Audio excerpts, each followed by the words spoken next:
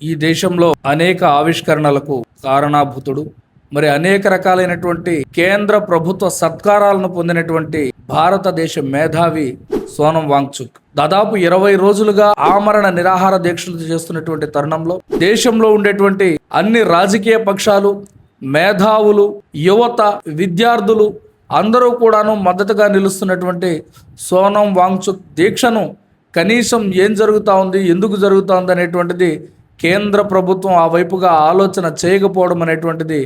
బాధాకరమైనటువంటి విషయం. దాదాపు 200 పైచిలకు పేపర్ లీకేజీ కేసులు ఎదుర్కొంటున్నటువంటి కేంద్ర ప్రభుత్వం, ప్రధానంగా కేంద్ర మానవ వనరుల శాఖ మంత్రి ధర్మేంద్ర ప్రధాన్ రాజీనామాను కోరుతూ ఈ రోజున దేశవ్యాప్తంగా యువకులు, విద్యార్థులు ఆందోళన బాట పడుతూ ఉంటే దాన్ని ఏమాత్రం కూడా పట్టించుకోకుండా దున్నపోతు మీద వర్షం కురిసినటువంటి రీతిలో కేంద్ర ప్రభుత్వం వ్యవహరించడం సరికాదనేటువంటిది, ఒక అత్యున్నతమైనటువంటి మేధావిని కోల్పోవడానికి ఈ దేశం సిద్ధంగా లేదని దేశంలో ఉండేటువంటి యువత, విద్యార్థి, మేధావి వర్గం అంతా కూడా ఘోషిస్తూ ఉంది.